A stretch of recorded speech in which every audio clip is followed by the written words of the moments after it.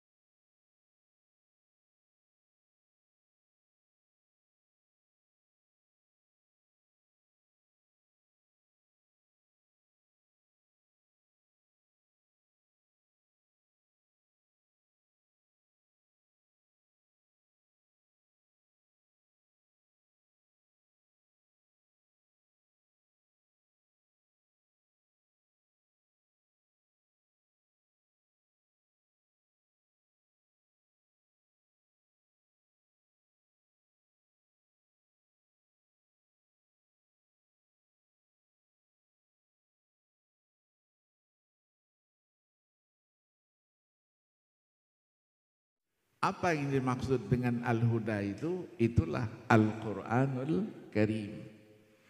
Maka Al-Quran ketika menjelaskan jati dirinya, hudal lil muttaqin, hudal linnasi wa bayyinatin minal huda wal furqan, qad ja'akum burhanum min rabbikum wa anzalna ilaikum nuran mubina, qad ja'akum minallahi nurun wa kitabun mubin yahdi bihillahu manittaba'a ridwanahu subulas salam wa yukhrijuhum minaz zulumati ilan nuri biiznih wa yahdihim ila siratim mustaqim.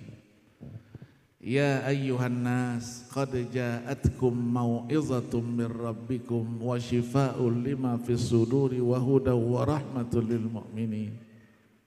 Inna hadzal Qur'ana yahdi lillati hiya aqwam wa yubashshirul mu'minina alladhina ya'maluna as-salihati anna lahum ajran kabira wa nunazzilu minal Qur'ani ma huwa shifaa'un wa rahmatun lil mu'minin wa la yazidu zalimina illa khasara. Kalau sebutkan semua ayatnya itu sampai subuh juga tidak selesai. Nabi membawa petunjuk. Nah, petunjuk itulah Al-Quran yang kita bicarakan dari sejak semalam ya, tadi pagi. Bagaimana Al-Quran itu, kehebatan Al-Quran itu. Membacanya dimuliakan, menghafalnya dimuliakan, mengamalkan isi dan kandungannya juga dimuliakan. Luar biasa. Luar biasa. Dan juga Nabi diberikan oleh Allah otoritas untuk menjelaskan Al-Quran itu. Tadi disebutkan ayat 44 dari surah An-Nahl, wa anzalna ilaika dzikra litubayyina linnasi ma nuzzila ilaihim wa la'allahum yatafakkarun. Maka ketika kita mempelajari, ingin mencari tahu makna dari petunjuk itu, kandungan isi Al-Quran, maka Al-Quran sendiri sudah menjelaskan. ayat 109 surah Al-Kahfi yang sering kita baca. Qul law kana al-bahru midadan li kalimati rabbi lanafidal bahru qabla an tanfada kalimatu rabbi walau ji'na bimithlihi madada. Ayat ini ditafsirkan oleh ayat 27 surah Luqman. Walau annama fil ardi min syajaratin aqlamun wal bahru yamudduhu min ba'dihi sab'atu abhurin ma nafidat kalimatullah innallaha azizun hakim. Maka tadi dikatakan ketika kita memahami ayat Al-Quran, satu kata saja sudah punya makna, apalagi dia menjadi kalimat yang jumlahnya ada 77.934 kalimat. Kalau satu huruf saja punya makna, kalimat tentu mempunyai makna yang lebih banyak. Maka dipastikan untuk mendekati Al-Quran, mempelajari isi dan kandungan Al-Quran, itulah yang sering kita sebut dengan memerlukan seperangkat ilmu. Mempelajari Al-Quran tidak dikatakan mempelajari ilmu Al-Quran, tetapi mempelajari ulumul Quran. Artinya apa? Begitu banyak disiplin ilmu yang harus kita pelajari. Al-Imam Az-Zarkashi katakan ada 47 disiplin ilmu yang harus kita pelajari. Di ujung pembukaannya itu beliau katakan apa?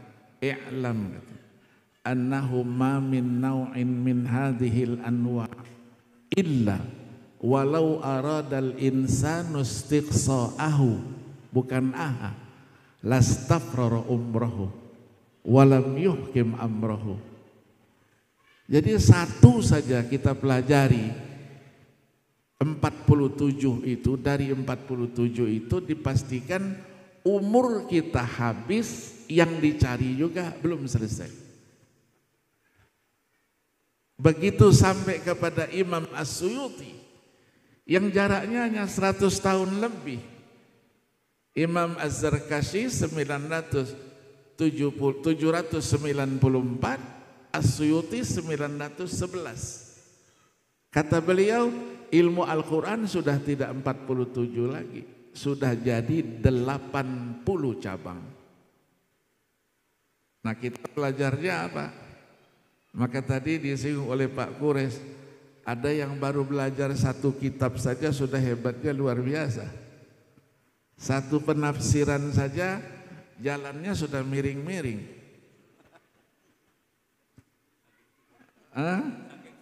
Saking syukur.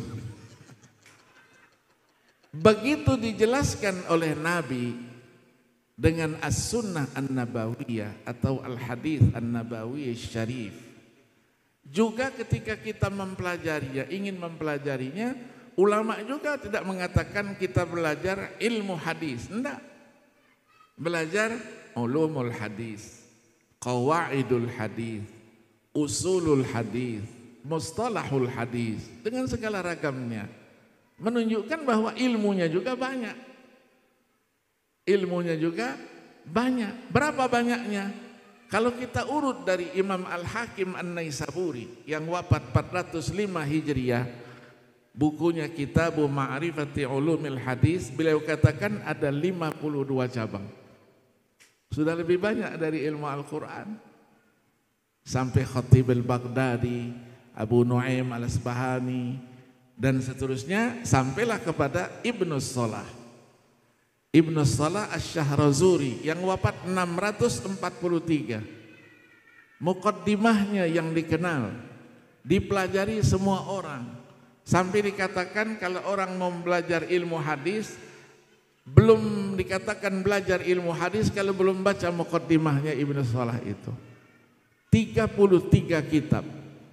Ada syarahnya, ada mukhtasaratnya, disarahkan begitu kepanjangan, dibuat ringkasannya. Beliau katakan sudah 65 cabang.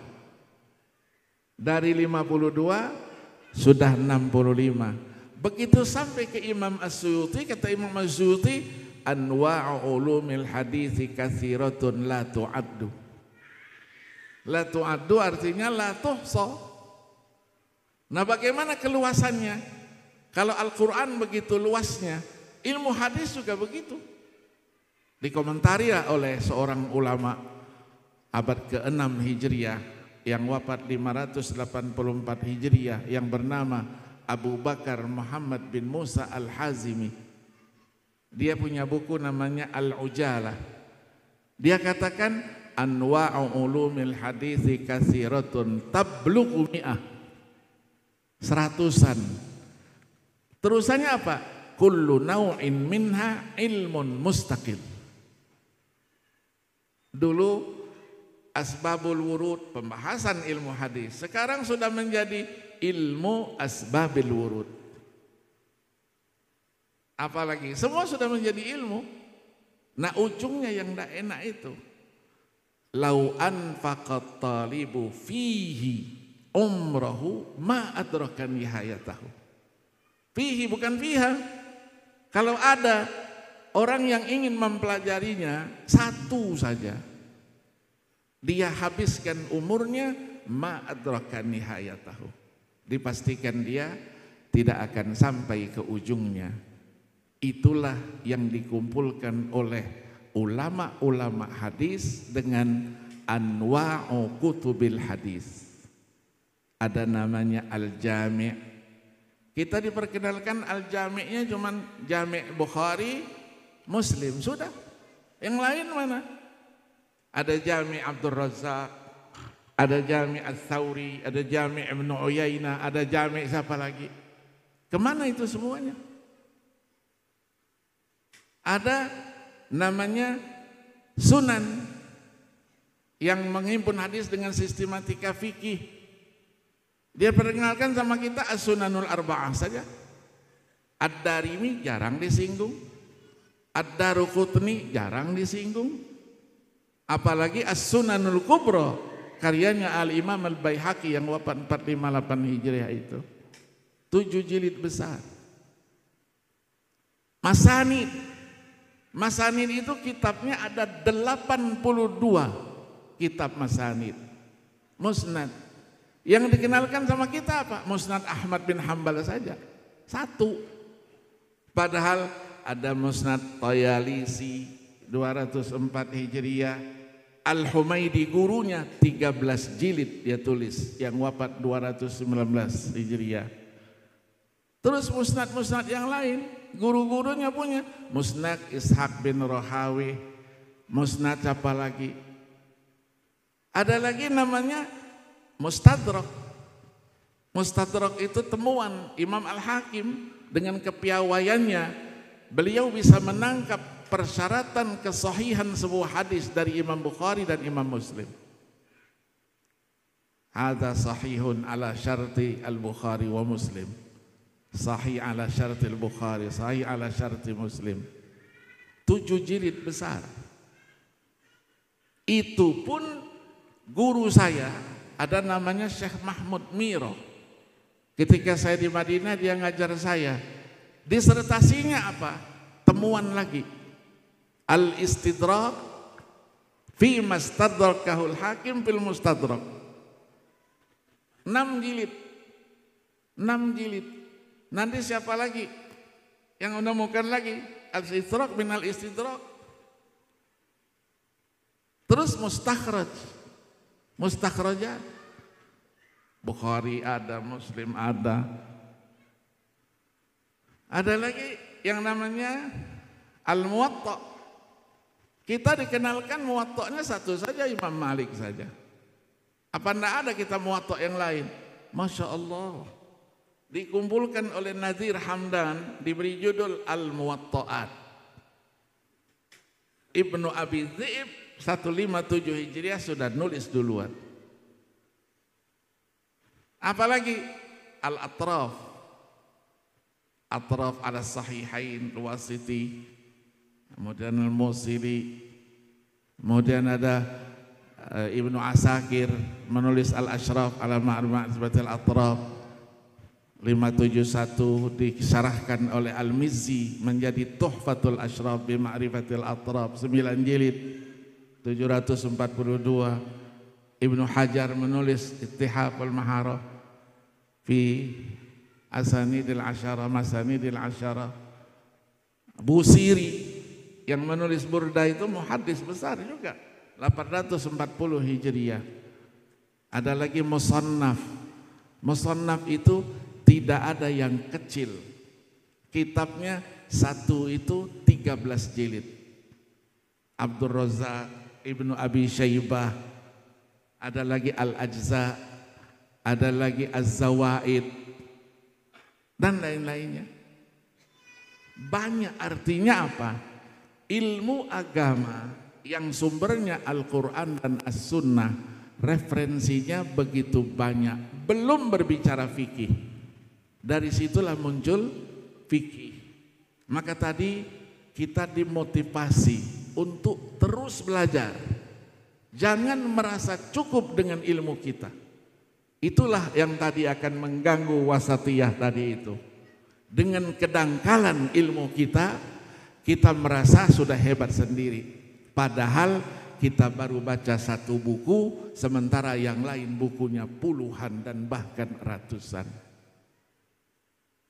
Maka seorang ulama ketika ditanya, man ahwajun nasi ilal ilm? Dijawabnya, ahwajun nasi ilal ilmi humul ulama. Kenapa? Karena katanya la tazalu aliman ma kunta muta'alliman wa idza staghnaita kunta jahilan. Jadi yang dikatakan orang yang alim itu orang yang terus belajar. Kalau merasa cukup, dia tidak menyandang predikatnya sebagai seorang alim lagi, dia sudah seorang yang jahil. Nah, ilmu terus berkembang. 1 minggu saja judulnya sama, ditulis dengan orang yang berbeda dari berbagai universitas di dunia ini. Mau ilmu yang mana? Saya mengikuti terus perkembangan itu. Maka selalu saya, teman-teman saya dari pelosok-pelosok dunia itu ngirim, ini ada buku baru. Saya bilang jangan cerita barunya, kirim sama saya bukunya itu, baru benar. Kalau enggak, kirim PDF-nya. Maka saya selalu share pada mahasiswa-mahasiswa saya. Jadi kalau ikut mata kuliah saya, pulang paling tidak 3 karton, 4 karton. Kalau dia copy buku itu. Tapi kalau enggak, insya Allah HP-nya hilang, datanya juga hilang. Nah, saotak. Iya, jadi ketika ngajar nanti mengingat HP saya hilang, maka saya tidak bisa lagi menyampaikan ilmu pengetahuan. Begitu banyaknya. Ya, apalagi kita berbicara tafsir dengan segala metodenya yang dikembangkan, kajian-kajian yang terus. Maka tadi kata Pak Kures, kita harus mempunyai satu sikap. Yang lama oke, tapi yang baru, yang namanya nawazil, yang namanya qadaya mu'asirah harus kita sikapi secara ilmiah. Jangan langsung mengambil keputusan, kamu salah, yang benar saya. Kamu ndak ikut saya, ndak masuk surga, masuk neraka. Kan banyak kita temukan teman-teman yang begitu itu. Memang surga itu milik mbahnya apa?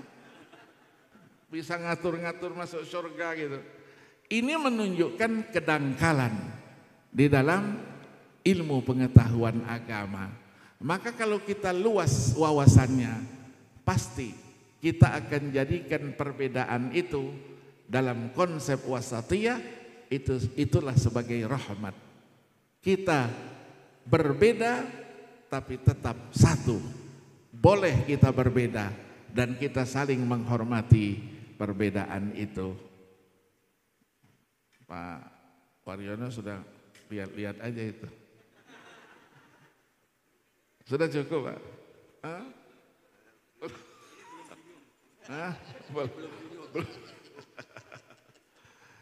Iya, artinya apa? Artinya ilmu agama ini luas dan kita dalam menyampaikannya, kalau kita kembalikan tadi rahmatan lil alamin, Nabi itu ja'ahum bil huda, 'allamahum ba'dal jahalah, wa hadahum minadh dhalalah, wan najata minasy syaqawatil 'uzma, wa nalu 'ala yadaihil khairatil katsira fil akhirati wal ula. Ujungnya apa? Hattal kuffara ruhimu bih. Apa itu? Haitsu ukhira uqubatuhum fid dunya wa lam yasta'silhumul adzab. Kenapa? Karena dalam ayat 33 surah Al-Anfal, wa ma kana Allahu liyu'adzibahum wa anta fihim wa ma kana Allahu mu'adzibahum wa hum yastaghfirun. Kalau dulu atau Allah jelaskan dalam surah Al-Ankabut ayat 40 itu, fakullan akhadna bidzambih faminhum man arsalna 'alaihi hasibah wa minhum man akhadathu as-sayhah wa minhum man khasafna bihil ard wa minhum man aghraqna wa ma kana Allahu liyadhlimahum walakin kanu anfusahum yadhlimun. Maka Allah firmankan rahmatan lil alamin. Nabi itu untuk semuanya.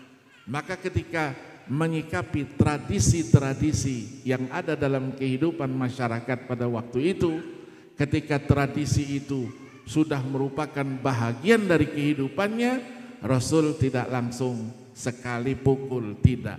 Ada satu proses. Itulah pengharaman riba, itulah pengharaman khamar. Tidak sekali haram, tidak. Ada satu proses.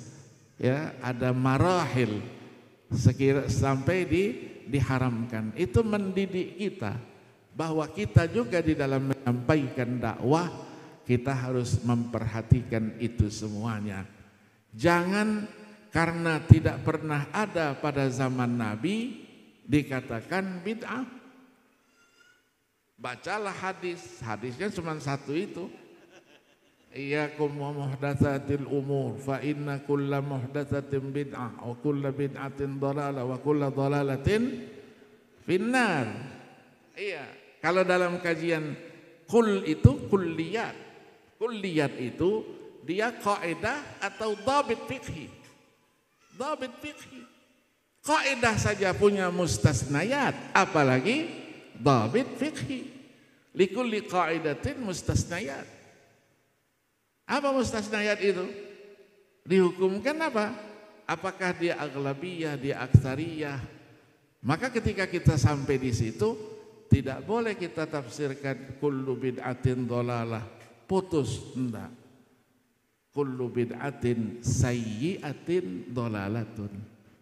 Karena ada al-bid'ah al-hasanah, malah anak Indonesia yang menulis di Kairo itu. Al-bid'atul hasanah inda Syafi'iyah. Ya, saya dikirim dulu, ya, turun mahasiswa kita, saya dikirim naskahnya itu. Jadi ada bid'atul hasanah. Jadi manahijul muhadditsin di dalam memahami hadis Nabi betul. Ada yang tekstual, ada yang kontekstual. Kita hidupnya sudah beda dari zaman Nabi dulu. Maka kalau dipahami secara tekstual, berarti yang memahami itu walaupun benar secara keilmuan, tapi hidupnya terlambat. Dia seharusnya 14 abad yang lalu dia hidup bersama Nabi. Ya, yang ketawa-ketawa ini setuju. Sudah ada. Iya. Iya, memahami kan begitu. Ya, jadi pemahaman hadis. Apakah semua ayat ada sababun nuzulnya? Tidak. Hadis ada sababun wurudnya? Enggak. Tapi Muhammad Abu Syuhbah katakan ada dia, ibtidai ada. Kenapa? Karena wahyu tidak pernah diturunkan hampa kultural, enggak pernah. Jadi ada secara historisnya, sosiologisnya, antropologisnya, itu harus kita pahami. Bacanya Asbabul Wurud karyanya Imam As-Suyuti saja, Al-Luma' fi Asbabi Wurudil Hadis. Itu hanya memuat 96 sababul wurud. Belum selesai, beliau sudah meninggal dunia dulu. Maka diteruskan Ibnu Hamzah Al-Husaini yang wafat 1220 Hijriah, Al-Bayan wa Ta'rif fi Asbabi Wurudil Hadis An-Nabawi Syarif. 3 jilid. Lebih dari 1000 hadis yang ada sababul wurudnya. Nah, apakah dipahami sababun nuzul? Ayat ada sababun nuzul dipahami begitu? Enggak, kata ulama, al-ibrah bi umumil lafzi la bi khususis sabab.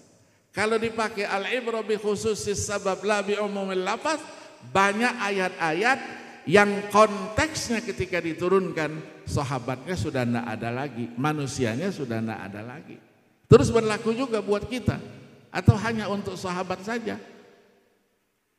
Kita berpikirnya Al-Quran diturunkan itu sebagai wahyu terakhir. Berarti untuk masyarakat waktu ayat itu diturunkan, generasi sesudahnya, generasi kita dan generasi sesudah kita nanti ila yaumil qiyamah. Maka Allah jamin, inna nahnu nazzalna dzikra wa inna lahu lahafizun. Maka ada lajnah tafsir itu tadi. Iya, kenapa inna? Kata ulama, isyarah, ada apa? Musyarakatul ghair. Siapa itu? Itulah tadi dikatakan hamalatul Quran. Ada orang yang hafal Quran itu matanya beda dengan mata orang biasa. Telinganya juga beda. Ketika ada tulisan di mana saja, ada kaligrafi di masjid, di musholla, begitu dia lihat ada salah, terus ditanggap, ini salah.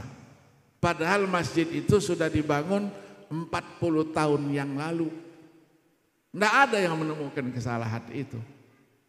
Begitu juga bacaan, ketika didengar bacaan, maka tadi itu dijelaskan, membaca Al-Quran, menghafal Al-Quran itu harus talaqi wal musyafahah.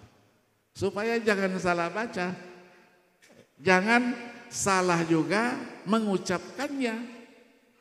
Ya, ada diceritakan tadi Ustaz Barihun diceritakan itu almarhum dulu Kiai Badawi dulu megangin orang baca Fatihah saja berapa hari baru selesai. Saya juga begitu dulu sama ayah saya. Saya umur 5 tahun sudah jadi qori kemana-mana, haji kecil katanya. Karena ayah saya ahlul Quran di rumah. Kata ayah saya, baca Quran, belajar Al-Quran, kalau gurunya banyak ada variasi, tapi harus talaki. Ditunjuklah pada seorang guru, namanya Kiai Haji Muhammad Yusuf. Saya datang, Pak Kiai, saya disuruh abah ke sini, suruh belajar tajwid terutama. Karena Pak Kiai, masya Allah tajwidnya, oh bagus katanya. Coba baca dulu, baca apa? Fatihah aja lah baca. Begitu sampai waladhdallin, Allah bagus katanya bacaannya. Coba sekali lagi, bagus katanya. Begitu ketiga kali dipegangnya, baju saya itu bisa dipers tuh airnya. Ya, begitu sampai waladhdallin aja enggak selesai-selesai. Waladhdallin, bocor dia bilang. Bocor itu, enggak pas itu. Saya bilang bagaimana bocor Pak Yai? Saya bilang, itu angin keluar dari hidung. Apa dia bilang? Jangan bohongi saya. Kalau orang membaca, enggak mungkin ada angin yang keluar dari hidung. Coba katanya, kalau masuk ke dalam diambilnya lilin. Lilin di sudutnya, dipegang sama dia. Walau bergerak enggak itu? Enggak bergerak. Kalau sudah enggak bergerak, baru benar bacaannya. Begitu sampai begitu. Ya, saya lapor sama abah saya. Bah, Pak Kiai Yusuf luar biasa, bah. Luar biasa bagaimana? Nih, baju saya basah nih semuanya. Baru baca Fatihah, belum baca yang lain. Artinya harus talaki wal musyafahah. Ya, itulah tadi sudah diperpanjang pembahasannya dengan sebutan sanad. Jadi kita harus ada tasalsul sanad dan kita sudah terbitkan sanad itu. Ya, kita sudah terbitkan qiraatnya, sudah kita terbitkan dan sudah kita launching ya ketika kita musabaqah di Banjarmasin kemarin itu. Jadi kita kaya dengan ulama-ulama dan itu perlu terus kita kembangkan sehingga sanad Al-Quran yang terus bersambung ya sampai dengan Allah Subhanahu wa taala itu menjadi bahagian yang harus kita ajarkan kepada anak-anak kita. Termasuk disiplin ilmu agama. Semua disiplin ilmu agama harus ada sanadnya. Kalau tidak ada sanadnya, katanya as-sanad, katanya kalau tidak ada yuzilul barokah. Tidak ada barokahnya. Saya dulu jemput bola, siapa yang pakar di sini, terutama dosen-dosen saya ngaji. Ini fikih, ngaji apa fikih. Karena ulama-ulama dulu itu, guru-guru saya dulu senior-senior. Ngajar apa? Nggak pakai buku dia, hafal semua, matannya hafal. Ngaji Qalyubi dengan Syekh Mahmud Abdul Daim, ketika ngajar saya usianya sudah 96 tahun. Meninggal dalam usia 109 tahun. Dikelari dengan Syafi'iyul Asr. Ngaji Qalyubi 3 bulan. Dari habis asar sampai maghrib, belum pindah-pindah dari muqaddimahnya. Dan tidak pernah berulang. Saya perhatikan dari hari pertama penjelasannya tidak pernah berulang. Terus saya tanya, mata nabda ya fadilatul syekh, kapan kita mulai? Dia bilang, bada'na min zaman, katanya. Iya benar. Sudah, besok tidak usah datang lagi. Mulai arwi hadzal kitab an syaikhi wa syaikhi an syaikhihi ajastukum. Dikasihkan semua. Itu keberkahan. Ya, itu keberkahan dari guru-guru. Nah, itulah yang dilakukan oleh para kiai-kiai pimpinan pondok, khususnya pondok tahfidzul Quran. Maka ada yang bisa mendeteksi, ada anak yang datang diawasi sama dia kan, ya kamu bisa, ini pulang, ini bisa masuk, ini. Kenapa? Firasatul mu'min. Dia sudah lihat mana yang mampu, mana yang tidak. Cepat hafalan perlu, tapi tidak ya menghilangkan tadi itu perhatian kepada tajwid apa gitu. Ya, saya juga di Medan saya punya yayasan Hufaz Center Indonesia itu. Sudah 4 kali wisuda, 48 orang. Menghafalnya tidak perlu lama-lama, 3 bulan 10 hari. Paling lama 5 bulan 10 hari 20 hari. Kita tes hafalannya. Lancar-lancar saja, tapi betul-betul dipegang oleh anak-anak alumni Mesir yang hafiz-hafiz itu, dijadikan sebagai guru dan selalu mendampingi anak-anak itu. Terima kasih ya, sudah lewat waktunya ya, Pak Oriono sudah lihat jam lulu. Iya, karena nama saya kebetulan Akil. Akil itu artinya banyak akalnya.